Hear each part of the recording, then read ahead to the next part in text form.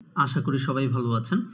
আজ আমরা আপনাদের সামনে আরও একটি ক্লাস নিয়ে উপস্থিত হয়েছি। আজকের ক্লাসটিতে সবাইকে স্বাগত জানাচ্ছি। আজকে আমরা আমাদের ক্লাসে যাওয়ার পূর্বে বলে নিতে চাই, আমাদের এই চ্যানেলে আমরা বিবিএ এবং এমবিএ এর সকল ম্যাথ বিষয়ের উপরে ক্লাস দিচ্ছি। আমাদের এই ক্লাসগুলো পেতে আমাদের চ্যানেলের সাথেই থাকুন এবং আমাদের চ্যানেলটি সাবস্ক্রাইব করে রাখুন। সাথে সাথে আপনার বন্ধু-বান্ধবদের সাথে আমাদের এই ক্লাসগুলো অবশ্যই শেয়ার করুন, যাতে করে আমরা পরবর্তীতে আরও ক্লাস দিতে অনুপ্রাণিত হই। আজকে আমরা যে ক্লাসটি নিয়ে আলোচনা করব বা যে বিষয়টা নিয়ে আলোচনা করব সেটা হচ্ছে অনার্স প্রথম বর্ষের প্রিন্সিপালস অফ অ্যাকাউন্টিং বিষয়ের একটি অধ্যায়। এই অধ্যায়টি হিসাব বিজ্ঞান ও ফিনান্স ব্যাংকিং বিভাগের পঞ্চম অধ্যায়ে আছে, যে অধ্যায়টার নাম হচ্ছে merchandising operation and accounting system, এবং ব্যবস্থাপনা বিভাগের 3.1-এ এই অধ্যায়টি রয়েছে। ব্যবস্থাপনা বিভাগে আবার এই অধ্যায়টির নাম হচ্ছে অ্যাকাউন্টিং ফর মার্চেন্ডাইজিং অপারেশন। মনে হচ্ছে নাম ভিন্ন, আসলে নাম কিন্তু ভিন্ন না। আপনি যদি খেয়াল করেন দুইটা নাম একই। মার্চেন্ডাইজিং অপারেশন, আবার এখানে দেখেন মার্চেন্ডাইজিং অপারেশনস লেখা আছে। দুইটা বিভাগের ক্ষেত্রে নামটা একটু ব্যতিক্রম হতে পারে, কিন্তু এই অধ্যায়ের উভয় বিভাগের জন্যই একই। আজকে আমরা এই অধ্যায়ে যে বিষয়টা আলোচনা করব সেটা হচ্ছে, একটা হচ্ছে পিরিয়ডিক ইনভেন্টরি সিস্টেম, যেই সিস্টেমটা নাকি আমরা এতদিন পর্যন্ত ব্যবহার করেছিলাম। হ্যাঁ, আমরা ইন্টারমিডিয়েটে পারপিচুয়াল ইনভেন্টরি সিস্টেম পেয়েছিলাম, তবে সেটা খুব কম পেয়েছিলাম। আমরা বেশি ব্যবহার করতাম হচ্ছে periodic inventory system. Periodic inventory সিস্টেমের বাংলা নাম ছিল হচ্ছে কালান্তিক পদ্ধতি, ঠিক আছে, বা কালান্তিক মজুদ পদ্ধতি। আর আজকে আমরা যেটা নিয়ে আলোচনা করব সেটা হচ্ছে পারপিচুয়াল ইনভেন্টরি সিস্টেম, অর্থাৎ এটাকে আমরা বলতে পারি অবিরত মজুদ পদ্ধতি অথবা নিত্য মজুদ পদ্ধতি। এই দুইটার মধ্যে পার্থক্য কি, আজকে আমরা সেই বিষয় নিয়ে আলোচনা করব। আমরা পিরিয়ডিক অথবা কালান্তিক মজুদ পদ্ধতিতে যেখানে আমরা পারচেজ ব্যবহার করতাম, সেখানে আমরা পারপিচুয়াল ইনভেন্টরি সিস্টেমে ওই পারচেজের জায়গায় আমাদেরকে লিখতে হবে মার্চেন্ডাইজ ইনভেন্টরি। সাথে সাথে আমরা পিরিয়ডিক ইনভেন্টরি সিস্টেমে যখন পারচেজ রিটার্নস অ্যান্ড অ্যালাউন্স ব্যবহার করতাম, ঠিক সেই জায়গাতে পারপিচুয়াল ইনভেন্টরি সিস্টেমে আমাদেরকে কি লিখতে হবে, মার্চেন্ডাইজ ইনভেন্টরি লিখতে হবে। আবার আমরা পিরিয়ডিক ইনভেন্টরি সিস্টেমে আমরা কি লিখতাম, ট্রান্সপোর্টেশন ইন অথবা ফ্রেইট ইন। আচ্ছা, এটার বাংলা হচ্ছে ক্রয় পরিবহন। যখন এই ট্রান্সপোর্টেশন এবং ফ্রেইটের সাথে ইন লেখা থাকবে, তখনই আপনাকে বুঝতে হবে এটা হচ্ছে ক্রয় পরিবহন। তাহলে বিক্রয় পরিবহন কিভাবে বুঝবো, এই শব্দগুলোর সাথে ইন না থেকে কি থাকবে, আউট থাকবে। যেমন হচ্ছে ট্রান্সপোর্টেশন আউট বা ফ্রেইট আউট, যখন আউট থাকবে তখন আমাদেরকে বুঝতে হবে এটা বিক্রয় পরিবহন। আমরা বিক্রয় পরিবহন নিয়ে আজকে কথা বলছি না, আজকে কথা বলছি হচ্ছে গিয়ে ট্রান্সপোর্টেশন ইন অথবা ক্রয় পরিবহন নিয়ে। পিরিয়ডিক ইনভেন্টরি সিস্টেমে যেখানে আমরা ট্রান্সপোর্টেশন ইন বা ফ্রেইট ইন অর্থাৎ ক্রয় পরিবহন ব্যবহার করেছি, সেখানেও আমাদেরকে পারপিচুয়াল ইনভেন্টরি সিস্টেমে কি ব্যবহার করতে হবে, মার্চেন্ডাইজ ইনভেন্টরি। এবং আমরা পিরিয়ডিক ইনভেন্টরি সিস্টেমে আরও একটা হিসাব ব্যবহার করতাম বা নাম ব্যবহার করতাম, সেটা ছিল পারচেজ ডিসকাউন্ট। পারচেজ ডিসকাউন্ট মানে হচ্ছে ক্রয়ের বাট্টা বা ক্রয় বাট্টা। আর এখানে পারচেজ রিটার্ন যেটা ছিল, রিটার্ন অ্যান্ড অ্যালাউন্স, সেটা ছিল ক্রয় ফেরত। যাই হোক, এই পারচেজ ডিসকাউন্টের স্থলেও আমরা যখন পারপিচুয়াল ইনভেন্টরি সিস্টেমে আমরা কাজ করব, তখন আমাদেরকে কি করতে হবে, যেখানে পারচেজ ডিসকাউন্ট লিখতাম কোথায়, পিরিয়ডিক ইনভেন্টরি সিস্টেমে, সেখানেও আমাদেরকে লিখতে হবে মার্চেন্ডাইজ ইনভেন্টরি কোথায়, পারপিচুয়াল ইনভেন্টরি সিস্টেমে। অর্থাৎ বুঝতে পারলাম যে পিরিয়ডিক ইনভেন্টরি সিস্টেমে এই যে চারটা নাম ব্যবহার করতাম, পারচেজ রিটার্ন অ্যান্ড অ্যালাউন্স, তারপরে হচ্ছে ট্রান্সপোর্টেশন ইন অথবা ফ্রেইট ইন, এরপরে হচ্ছে গিয়ে পারচেজ ডিসকাউন্ট, এই চারটা নাম আমরা ব্যবহার করতাম পিরিয়ডিক ইনভেন্টরি সিস্টেমে। সোজা এবং সহজ কথা হচ্ছে পারপিচুয়াল ইনভেন্টরি সিস্টেমে আমরা এই নামগুলো ব্যবহার করতে পারবো না। এই চারটা নামের জায়গায় আমাদেরকে ব্যবহার করতে হবে মার্চেন্ডাইজ ইনভেন্টরি। আচ্ছা, এখন আমরা জাবেদার মধ্যে এগুলোর প্রয়োগ দেখব, যে কিভাবে পারপিচুয়াল ইনভেন্টরি সিস্টেমে আমাদের মার্চেন্ডাইজ ইনভেন্টরি লিখতে হয়। ঠিক আছে, আমরা এখানে উপরে নিচে একটু রাখার চেষ্টা করব। আমরা একটু স্প্লিট করে নিই, তাহলে আমাদের বুঝতে সুবিধা হবে। এই হচ্ছে আমাদের পিরিয়ডিক ইনভেন্টরি সিস্টেম এবং পারপিচুয়াল ইনভেন্টরি সিস্টেমের যেগুলো নিয়ে আলোচনা করেছিলাম সেগুলো উপরে দেওয়া আছে। আর আমরা এখন নিচে এগুলারই জাবেদার প্রয়োগ দেখব বা জাবেদাতে এগুলোর প্রয়োগ দেখব। আমরা দেখতে পাচ্ছি, আমি একটু বড় করে নিই, এই হচ্ছে আমাদের পিরিয়ডিক ইনভেন্টরি সিস্টেম এবং ডান পাশে হচ্ছে আমাদের পারপিচুয়াল ইনভেন্টরি সিস্টেম। এবং আমরা এই বক্সের ভিতরেও দেখতে পাচ্ছি পিরিয়ডিক ইনভেন্টরি সিস্টেম আছে এখানে এবং এখানে পারপিচুয়াল ইনভেন্টরি সিস্টেম আছে। সো আমরা দেখবো এখন কিভাবে এগুলো প্রয়োগ হয়। সো আমরা জানি পিরিয়ডিক ইনভেন্টরি সিস্টেমে আমরা যখন পারচেজের জাবেদা দিই, যদি সেটা ক্যাশে পারচেজ হয় তখন আমাদেরকে কি করতে হয়, জাবেদা কি দিতে হয়, পারচেজকে ডেবিট করতে হয় আর ক্যাশকে কি করতে হয়, ক্রেডিট করতে হয়। এটা কিসের জন্য, ক্যাশে যদি আমাদের পারচেজ হয়, নগদে যদি ক্রয় হয় তাহলে। আচ্ছা, যদি নগদে না হয়ে বাকিতে হয় তাহলে শুধুমাত্র এই ক্যাশের জায়গায় আমরা কি লিখবো, অ্যাকাউন্টস পেয়েবল। এটাই আমরা আবার নিচে চার্টের মধ্যে দিয়ে রেখেছি যে যদি ক্যাশে না হয়ে হ্যাঁ ক্রেডিটে বা বাকিতে হয় তখন আমাদের জাবেদাটা কি হবে, পারচেজের জায়গায় পারচেজ তো ঠিকই থাকবে ডেবিট, আর অ্যাকাউন্ট পেয়েবল কি হবে, অ্যাকাউন্টস পেয়েবল হবে ক্রেডিট। সো এখানে এই দুইটা মিলে কিন্তু জাবেদা একটাই, যদি নগদে হয় তাহলে আমরা ক্যাশ দেব আর যদি বাকিতে হয় তাহলে আমরা অ্যাকাউন্টস পেয়েবল দেব। এটা আমরা আগে থেকেই জানি এবং আমরা এতদিন পর্যন্ত এই জাবেদা করে আসছি।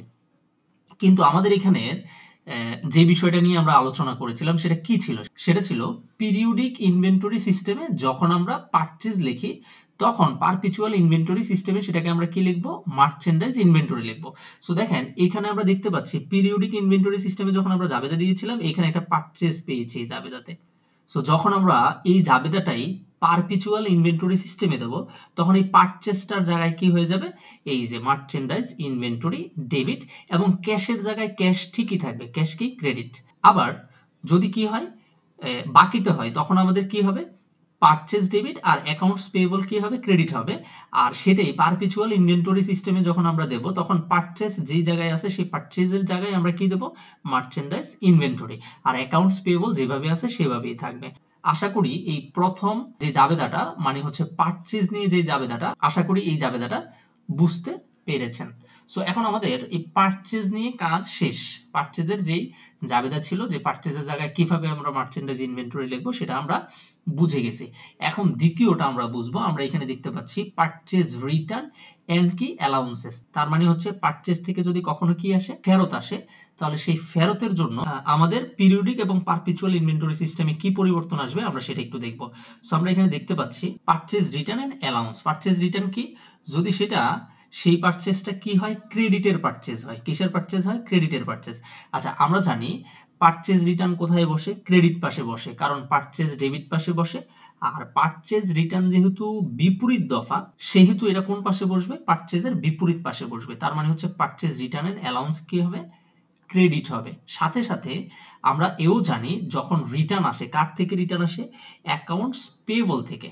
এখন আমরা দেখব পারচেজ রিটার্ন এন্ড অ্যালাউন্স নিয়ে। তার মানে হচ্ছে যদি আমরা ক্রয় করে আনি এবং সেই ক্রয়কৃত পণ্য যদি আমরা আবার ফেরত পাঠাই তখন এই ক্ষেত্রে কি হবে। সো তখন এই ক্ষেত্রে আমরা পিরিয়ডিক ইনভেন্টরি সিস্টেমে আমরা কি জাবেদা দেই, আমরা জাবেদা দেই যদি সেই রিটার্নটা কোথা থেকে আসে, ক্রেডিট পারচেজের হয় সেই রিটার্নটা, মানে হচ্ছে বাকিতে ক্রয় করে এনেছিলাম এবং সেই পণ্যটাই আবার কি করেছি, ফেরত দিয়েছি, তখন জাবেদা কি হবে, তখন জাবেদা হবে অ্যাকাউন্টস পেয়েবল ডেবিট এবং পারচেজ রিটার্ন এন্ড অ্যালাউন্স কি হয়, ক্রেডিট হয়। Okay fine.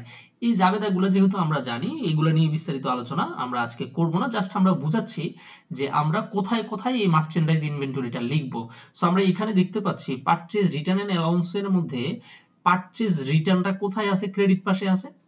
আর এই জাবেদাটাই যদি আমরা এই পারপিচুয়াল ইনভেন্টরি সিস্টেমে দেই তখন যেখানে পারচেজ রিটার্ন এন্ড অ্যালাউন্স রয়েছে সেখানে আমাদেরকে কি দিতে হবে, মার্চেন্ডাইজ ইনভেন্টরি দিতে হবে, আর অ্যাকাউন্টস পেয়েবল যেভাবে আছে সেভাবেই বসে যাবে। আচ্ছা, এছাড়াও আমরা জানি যে পারচেজ রিটার্ন কখনো কখনো ক্যাশ থেকেও আসে, মানে ক্যাশে আমি ক্রয় করেছিলাম সেখান থেকে আমরা কি করেছি, ক্রয় ফেরত পাঠিয়েছি বা ক্রয় ফেরত দিয়েছি। সো এরকম যদি হয়, ক্যাশের পারচেজ যদি হয় তখন সেটার জাবেদা কি হবে, জাবেদা হবে ক্যাশ ডেবিট, আর পারচেজ রিটার্ন এন্ড অ্যালাউন্স কি হবে, ক্রেডিট হবে। সো এখানেও আমরা পারচেজ রিটার্ন এন্ড অ্যালাউন্স পাচ্ছি। সো আমরা এখানে দেখতেই পাচ্ছি এই পারচেজ রিটার্ন এন্ড অ্যালাউন্স থাকলেই সেখানে আমরা কি দেব, মার্চেন্ডাইজ ইনভেন্টরি দেব। সো আমরা এখানে দেখতে পাচ্ছি মার্চেন্ডাইজ ইনভেন্টরি দেয়া আছে, আর ক্যাশ যেভাবে ছিল সেভাবেই ডেবিট পাশে বসবে, ডেবিট এবং কি ক্রেডিট। সো আমরা এই 2 নাম্বারটাও বুঝে গেছি, যেখানে নাকি পারচেজ রিটার্ন এন্ড অ্যালাউন্স ছিল সেটাও বুঝে গেছি যে কিভাবে কোথায় কোথায় পারচেজ রিটার্নের জায়গায় আমরা মার্চেন্ডাইজ ইনভেন্টরি লিখবো। তৃতীয়ত আমরা এখানে দেখতে পাচ্ছি যে আমাদের কি আছে, ট্রান্সপোর্টেশন ইন অথবা ফ্রেইট ইন। আমরা বলছিলাম এটাকে কি বলা হয়, ক্রয় পরিবহন বলা হয়। কি বলা হয়, ক্রয় পরিবহন। ক্রয় পরিবহনের জাবেদা পিরিয়ডিক ইনভেন্টরি সিস্টেমে কিভাবে দেই, আমরা জানি ক্রয় পরিবহন ডেবিট আর ক্যাশ কি হবে, ক্রেডিট। সো আমরা দেখতে পাচ্ছি এখানে যদি কার বইতে হয়, পারচেজার বই হয়। পারচেজার মানে হচ্ছে যে ক্রেতা, ক্রেতার বইতে যদি আমরা জাবেদা দেই তখন আমাদের জাবেদা কি হবে, ট্রান্সপোর্টেশন ইন অথবা ফ্রেইট ইন। আমরা গত ক্লাসেও বলেছি যদি ট্রান্সপোর্টেশন অথবা ফ্রেইটের সাথে ইন লেখা থাকে তখন আমরা বুঝবো এটা হচ্ছে কি, ক্রয় পরিবহন। কি পরিবহন, ক্রয় পরিবহন। আর যদি এই ট্রান্সপোর্টেশন এর সাথে আউট অথবা ফ্রেইটের সাথে আউট থাকে তখন সেটা হবে বিক্রয় পরিবহন। সো এখানে যেহেতু ট্রান্সপোর্টেশন ইন এবং ফ্রেইট ইন আছে, সো এখানে আমরা যদি পারপিচুয়াল ইনভেন্টরি সিস্টেমে নেই তখন আমাদের এখানে কি ব্যবহার করতে হবে, মার্চেন্ডাইজ ইনভেন্টরি ব্যবহার করতে হবে। আর যেহেতু এই টাকাটা কিভাবে দেওয়া হয়, ক্রয় পরিবহন তো বাকিতে দেওয়ার সুযোগ নাই, ক্রয় পরিবহন বাকিতে দেওয়ার সুযোগ নাই, সেহেতু ক্যাশকে কি করতে হবে, ক্রেডিট করতে হবে। আর এখানে ক্যাশ ক্রেডিট হয়েছে, ফাইন। আচ্ছা, আর সেলারের বইয়ের মধ্যে যদি লেখা হয় তখন কিন্তু আর ট্রান্সপোর্টেশন ইন লেখা হয় না, তখন ট্রান্সপোর্টেশন কি লেখা হয়, আউট লেখা হয়, ট্রান্সপোর্টেশন আউট। এর মানে হচ্ছে যদি পরিবহন খরচটা বিক্রেতা দেয় তখন তো এটা হয়ে যায় বিক্রয় পরিবহন, তাই তো, তখন সেটা কি হয়ে যায়, বিক্রয় পরিবহন। সো আমরা জানি এই আউট থাকলেই সেটা কি হয়ে যাবে, বিক্রয় পরিবহন। আর বিক্রয় পরিবহনের ক্ষেত্রে আমরা মার্চেন্ডাইজ ইনভেন্টরি লিখতে পারি না, যদি আউট থাকে তখন আমরা কি লিখতে পারি না, মার্চেন্ডাইজ ইনভেন্টরি লিখতে পারি না। এখানে দেখেন ট্রান্সপোর্টেশন ইন অথবা ফ্রেইট ইন আছে কিন্তু আউট নাই, সো এটার জায়গায় আমরা মার্চেন্ডাইজ ইনভেন্টরি লিখতে পারি না। এই জন্য ট্রান্সপোর্টেশন আউট লেখা থাকা সত্ত্বেও আমরা এখানে কি লিখতে হচ্ছে, ডেলিভারি এক্সপেন্স, অথবা এখানেও আমরা ট্রান্সপোর্টেশন কি লিখবো, আউট লিখবো, বাট আমরা এখানে মার্চেন্ডাইজ ইনভেন্টরি লিখতে পারবো না। সো এই নিয়ে আমাদের তিনটার কাজ হয়ে গেছে। কয়টা কাজ হয়েছে, এই প্রথমটা আমি একটু মুছে ফেলছি, এগুলো একটু মুছে নেই। এই যে আমাদের প্রথমটার কাজ শেষ, দ্বিতীয়টার কাজ শেষ, তৃতীয়টার কাজ শেষ। এখন সর্বশেষ আমাদের কাজ আছে কোনটা, পারচেজ ডিসকাউন্ট। এখানেও কিন্তু ক্রয় কি লেখা আছে, বাট্টা লেখা আছে। সো আমরা ক্রয়ের বাট্টাটা একটু দেখে নেব। আমরা যদি এখানে খেয়াল করি, একটু ছোট করে দেখাই তাহলে আমরা বুঝবো। এই যে এই জায়গাতে যদি আপনি দেখেন তাহলে আমাদের কিসের কাজ হয়ে গেছে, পারচেজের জাবেদাগুলো বুঝে ফেললাম, পারচেজ রিটার্ন এন্ড অ্যালাউন্সের জাবেদাগুলো বুঝে ফেললাম, ট্রান্সপোর্টেশন কস্টের জাবেদাগুলো বুঝে ফেললাম। এখন আমাদের শুধু পারচেজ ডিসকাউন্ট আছে। সো আমরা পারচেজ ডিসকাউন্টটা দেখে নেব। এই হচ্ছে আমাদের পারচেজ ডিসকাউন্ট, ঠিক আছে। আমরা একটু জুম করে নিই। ওকে, সো আমরা এখানে পারচেজ ডিসকাউন্ট দেখতে পাচ্ছি আর নিচে জাবেদাগুলো দেওয়া আছে, আমরা একটু দেখে নিই। সো এই পারচেজ ডিসকাউন্টের ক্ষেত্রে দুই ধরনের লেখা থাকতে পারে। সো আমরা একটু দেখে নেই। এখানে প্রথম লেখাটা কি থাকতে পারে, if payment made within discount period. কি পিরিয়ড, ডিসকাউন্ট পিরিয়ড। আচ্ছা, এটা আমি একটু বুঝিয়ে দিই। আমরা এই নিয়মের অনেক অঙ্ক করেছিলাম যে ধরেন ক্রেতা বিক্রেতা থেকে কি করলো, কিছু মালামাল নিয়ে গেল, ধরেন 50,000 টাকার কি নিয়ে গেল, পণ্য বাকিতে নিয়ে গেল, 50,000 টাকার পণ্য বাকিতে নিয়ে গেল। এখন বিক্রেতা কি করবে, ক্রেতা থেকে এই টাকাটা সংগ্রহ করার জন্য, দ্রুত বা তাড়াতাড়ি সংগ্রহ করার জন্য বিক্রেতা ক্রেতাকে একটা সুযোগ দেবে যে আপনি যদি এই টাকাটা 10 দিনের মধ্যে পরিশোধ করেন তাহলে আমি আপনাকে 2% অথবা 3% কি দেব, ছাড় দেব বা বাট্টা দেব। কত দিনের জন্য, 10 দিনের মধ্যে যদি টাকা পরিশোধ করেন তাহলেই আপনি এই বাট্টাটা পাবেন, আর যদি 10 দিনের মধ্যে দিতে না পারেন তাহলে এই বাট্টাটা পাবেন না। এখানে সেই কথাই বলা হয়েছে যে ইফ পেমেন্ট মেড উইদিন কত, ডিসকাউন্ট পিরিয়ড। এখানে ডিসকাউন্ট পিরিয়ডটা কত দিনের জন্য দেওয়া হয়েছে, 10 দিন। বলছে 10 দিনের মধ্যে যদি আপনি টাকা দিতে পারেন তাহলে 2% অথবা 3% কি পাবেন, বাট্টা পাবেন। তাহলে যদি এই পেমেন্টটা কত দিনের মধ্যে দেওয়া হয়, 10 দিনের মধ্যে দেওয়া হয়, এখানে এই কথাটাই বলা হয়েছে যে ডিসকাউন্ট পিরিয়ডের মধ্যে যদি টাকাটা পরিশোধ করা হয়। আচ্ছা, ধরে নিলাম আমরা 10 দিনের ভিতরে টাকাটা কি হচ্ছে, পরিশোধ হচ্ছে, তখন জাবেদা কি হবে, আমরা কি করব, প্রথমে পিরিয়ডিক ইনভেন্টরি সিস্টেমে কিভাবে জাবেদা দেয় সেটা আগে দেখে নিই। আমরা পিরিয়ডিক ইনভেন্টরি সিস্টেমে যে জাবেদা দেই সেটা হচ্ছে অ্যাকাউন্টস পেয়েবল ডেবিট। কেন, কারণ যেহেতু আমি টাকা পরিশোধ করে দিচ্ছি, যেহেতু আমি টাকা কি করছি, পরিশোধ করে দিচ্ছি, এই ব্যক্তি বা অ্যাকাউন্টস পেয়েবল আমার থেকে টাকা পেত, এখন যখন টাকা আমি পরিশোধ করে দিছি সে তো দায় ছিল, দায়টা কি হয়ে গেছে, কমে গেছে, এজন্য সে কি হয়ে যাবে, ডেবিট হয়ে যাবে। আমরা জানি দায় যখন কমে যায় তখন কি হয়, ডেবিট হয়। ফাইন, এখন সেই যে কমে গেল তারে তো আমি টাকা দিলাম নগদ, নগদ টাকা দেওয়ার ফলে আমার নগদ টাকা কি হয়ে যাবে, কমে যাবে, এজন্য ক্যাশ কি হবে, ক্রেডিট হবে। ফাইন, সাথে সাথে তাকে আমি পুরো টাকা দেব না, কেন, কারণ 10 দিনের মধ্যে যেহেতু টাকা পরিশোধ করেছি, এর মানে হচ্ছে সে আমাকে এই 50,000 টাকার উপরে 2% অথবা 3% কি দিচ্ছে, ছাড় দিচ্ছে, মানে পুরো 50,000 টাকা দিতে হবে না, 2% অথবা 3% হারে যত টাকা হয় সেই টাকাটা আমি তাকে কম দেব। ঠিক আছে, সো যেহেতু তাকে আমি 2 থেকে 3% বা যত পার্সেন্টই হোক আমি কম দিচ্ছি, যেই পরিমাণ টাকা আমি কম দিচ্ছি সেটাকে আমি আমার আয় হিসেবে ধরবো, কারণ এই টাকাটাও তো আমি তাকে দিয়ে দেওয়ার কথা ছিল, যেহেতু তাকে দিচ্ছি না, এটা এক ধরনের আমার আয় হিসেবে ধরবো। সো পারচেজ ডিসকাউন্ট আমার জন্য যেহেতু আয় বৃদ্ধি পেয়েছে সেজন্য কি হবে, ক্রেডিট হবে। ওকে ফাইন, এটা সহজে বোঝার জন্য এইভাবে বোঝালাম। এখন এটা যদি আমরা পারপিচুয়াল ইনভেন্টরিতে দেই বা পারপিচুয়াল ইনভেন্টরি সিস্টেমে দেই, তাহলে আমাদেরকে কি করতে হবে, আমরা লাস্টে যে পারচেজ ডিসকাউন্টটা দেখতে পাচ্ছি সেটা কিন্তু আর পারপিচুয়াল ইনভেন্টরি সিস্টেমে লেখা যাবে না, তখন সেইখানে এই যে আমরা বলছি পারচেজ ডিসকাউন্টের ক্ষেত্রেও আমাদেরকে কি লিখতে হবে, মার্চেন্ডাইজ ইনভেন্টরি লিখতে হবে। সো আমরা দেখতে পাচ্ছি এখানে যেখানে নাকি পারচেজ ডিসকাউন্ট ছিল, পারপিচুয়াল ইনভেন্টরি মেথডে এসে সেটা মার্চেন্ডাইজ ইনভেন্টরি হয়ে গেছে, আর অ্যাকাউন্টস পেয়েবল এবং ক্যাশ এটা আগের মতোই রয়েছে। ঠিক আছে, আশা করি বুঝতে পেরেছেন। এখন আরো একটা কথা আসতে পারে, সেটা হচ্ছে if payment made after discount period, এর মানে হচ্ছে আমাকে যে 10 দিনের সুযোগ দেওয়া হয়েছিল আমি এই 10 দিনের মধ্যে টাকা দিতে পারি নাই, আমি টাকা দিতে অসমর্থ হয়েছি। এখন এই যে আমি টাকা দিলাম না, এখন আমি কি 2% বা 3% ছাড় পাবো, উত্তর হচ্ছে না, আমি এই ছাড় পাবো না। তার মানে হচ্ছে যেহেতু আমি ছাড় পাবো না, পুরো টাকাই আমাকে কি করতে হবে, পরিশোধ করতে হবে। যেহেতু পুরো টাকাই পরিশোধ করতে হবে সেহেতু আমাদের পারচেজ ডিসকাউন্ট আসার কোনো সুযোগ নাই, কারণ আমি পাচ্ছি না এই জন্য নাই। তাহলে এখানে যাবে কি হবে, অ্যাকাউন্টস পেয়েবল ডেবিট এবং cash credit. Same perpetual inventory সিস্টেমও অ্যাকাউন্টস পেয়েবল ডেবিট এবং কি হবে, ক্যাশ ক্রেডিট হবে। সো এই হচ্ছে আমাদের পারচেজ রিলেটেড যে 4টা নাম ছিল, সেই পারচেজ রিলেটেড 4টা নামের পরিবর্তে আমরা যে মার্চেন্ডাইজ ইনভেন্টরি লিখব তার বিস্তারিত আলোচনা আমরা এখানে দেখে নিলাম। আমরা একটু ছোট করে নেই, তাহলে আমরা এখানে আরেকটু দেখব। হ্যাঁ, আচ্ছা আমরা স্প্লিটটা তুলে নিই, যে স্প্লিটটা তুলে নিলাম এবং আমরা একটু দেখে নিচ্ছি। এই যে আমরা আলোচনা করেছিলাম এই অংশটা, ঠিক আছে, সো এই অংশটার জাবেদা কি হবে সেটা আমরা নিচে গিয়ে দেখেছিলাম। এই হচ্ছে আমাদের জাবেদাগুলো, প্রথমে এই পারচেজ রিটার্ন, তারপর হচ্ছে ট্রান্সপোর্টেশন কস্ট, এবং চতুর্থ নম্বরে আমরা কি পাচ্ছিলাম, ডিসকাউন্ট। এখানে পেমেন্ট লেখা আছে যদিও, এগুলো ছিল ডিসকাউন্টের। সো আমরা এই 4টা টপিকের বিস্তারিত বুঝে ফেললাম।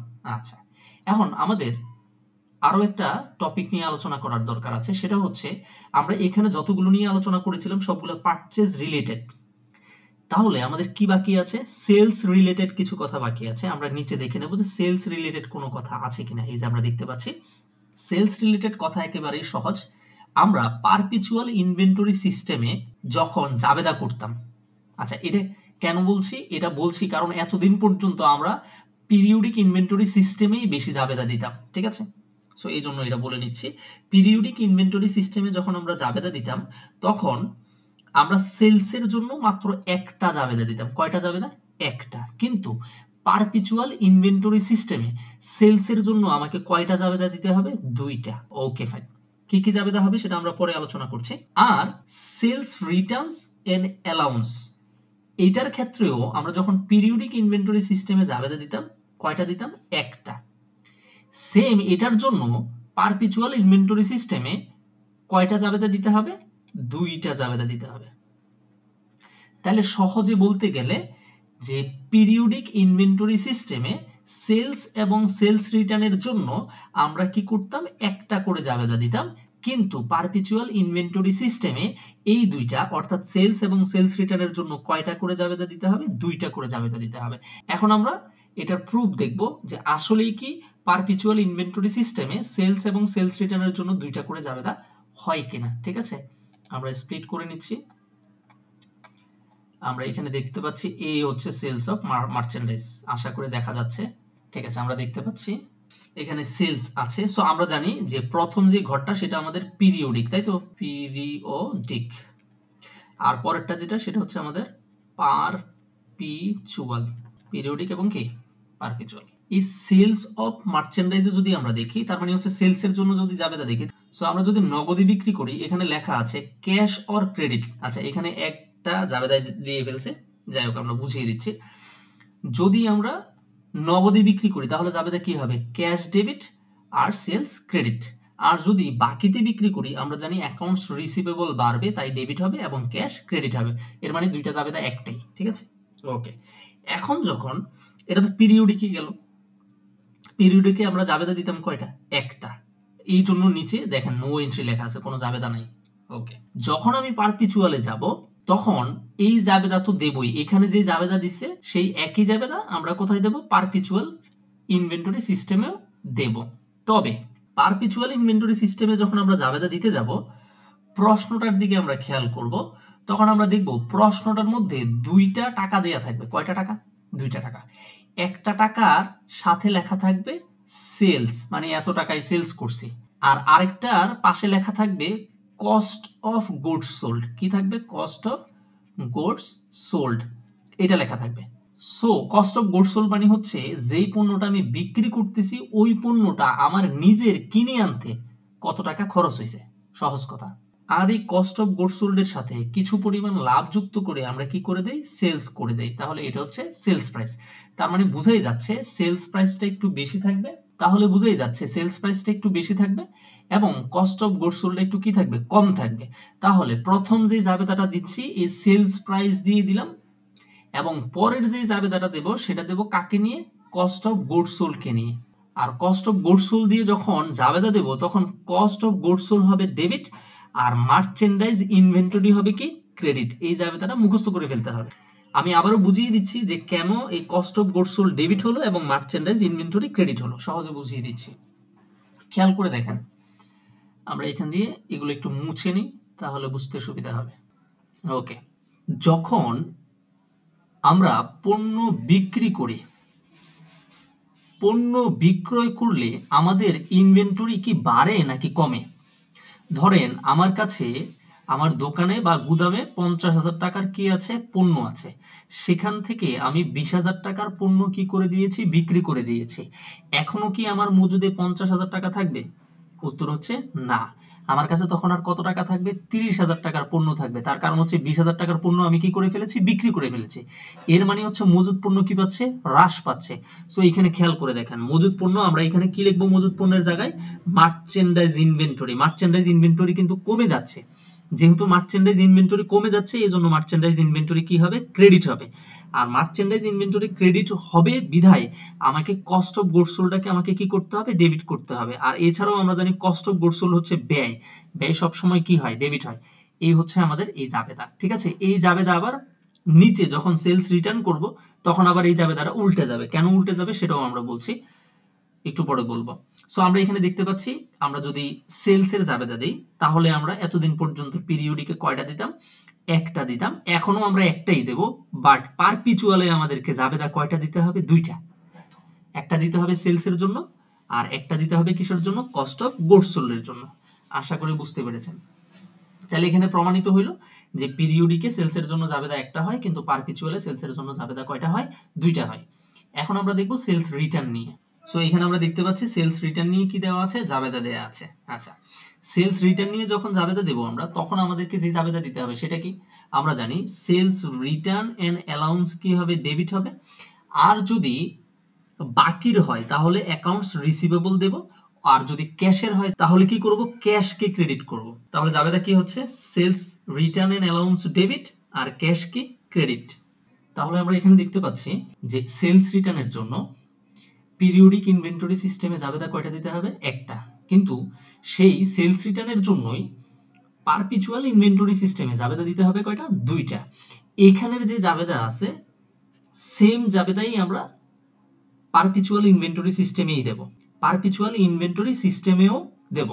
তবে পরবর্তীতে আমাদেরকে ওই কস্ট অফ গুডস সোল্ড এর জন্য একটা কি দিতে হবে, জাবেদা দিতে হবে। পূর্বে যেরকম একটা দিয়েছিলাম এখনো এরকম একটা দিতে হবে। এখন প্রশ্ন হচ্ছে পূর্বের যে জাবেদাটা দিয়েছিলাম এখন কি সেই জাবেদাই দেব? না, আমি পূর্বেই বলেছিলাম যে জাবেদাটা যখন আমরা সেলস রিটার্নের ক্ষেত্রে দেব তখন পূর্বের জাবেদা কি হয়ে যাবে? উল্টে যাবে।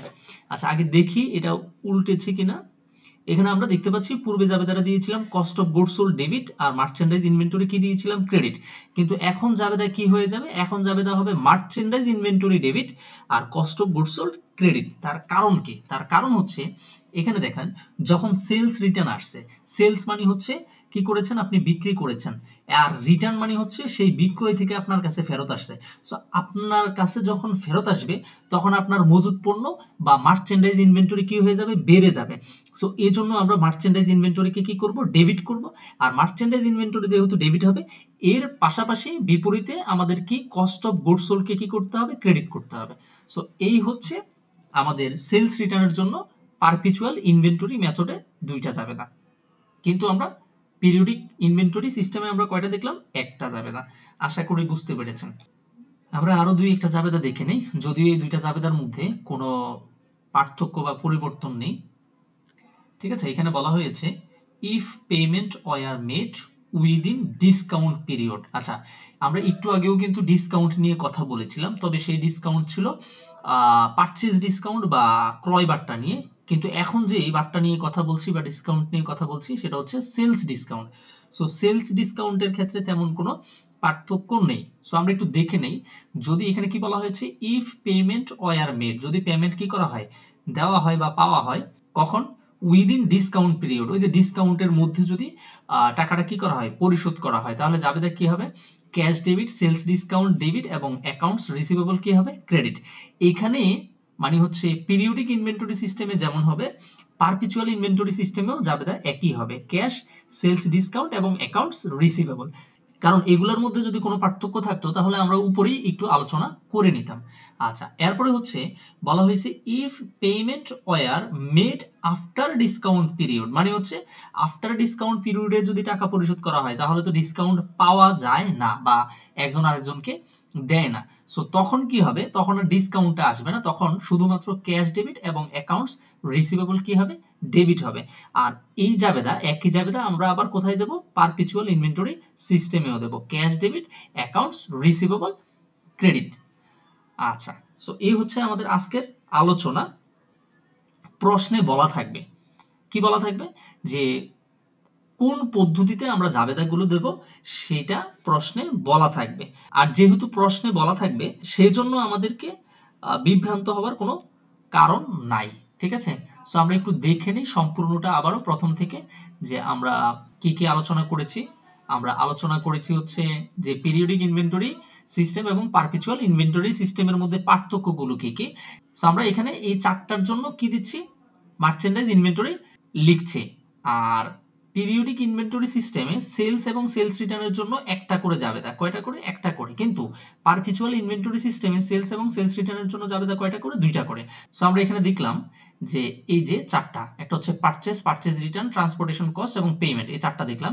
এবং পরে আমরা সেলস এবং সেলস রিটার্নের জন্য দেখে নিলাম, এই হচ্ছে সেলস। আর এক্সট্রা দুইটা আমরা আলোচনা করলাম, এগুলো তেমন দরকার নাই। দরকার কেন নাই? কারণ হচ্ছে এগুলাতে তো কোনো পার্থক্য নাই, এগুলাতে কোনো কি নাই? পার্থক্য নাই। সো যেহেতু পার্থক্য নাই, এখানে এগুলো আইনে আলোচনা করার তেমন দরকার ছিল না, বাট তারপর আমরা করে নিলাম।